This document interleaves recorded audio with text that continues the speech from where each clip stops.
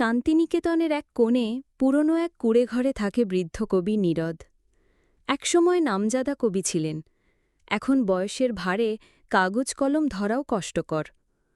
শরতের শেষ দিকে হঠাৎ প্রচণ্ড অসুস্থ হয়ে পড়লেন তিনি।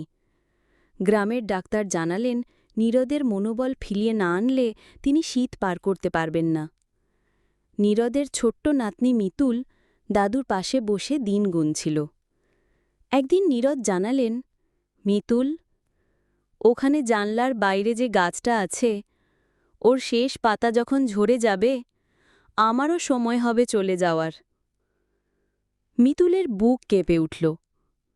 পরের কয়েকদিন কনকনে ঠান্ডা হাওয়ায় গাছের পাতা এক একে ঝরতে লাগল। শেষ পাতা ঝরে পড়লেই দাদু চলে যাবেন, এই ভয় মিতুলকে ঘুমোতে দিত না। কিন্তু এক সকালে নীরদ দেখলেন, গাছের শেষ পাতা ঝরেনি, বরং আগের মতোই সবুজ আছে। দিন কেটে গেল, পাতা রইল সেই জায়গায়। ধীরে ধীরে নীরদের মনে ফের বেঁচে থাকার ইচ্ছে জাগল। কয়েক সপ্তাহ পরে সুস্থ হয়ে নীরদ হাঁটতে বেরোলেন।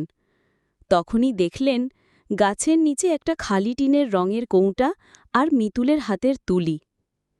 শেষ পাতাটা আসল নয়, মিতুল রাতের আঁধারে গাছে এঁকে দিয়েছিল। নীরদ হেসে উঠলেন।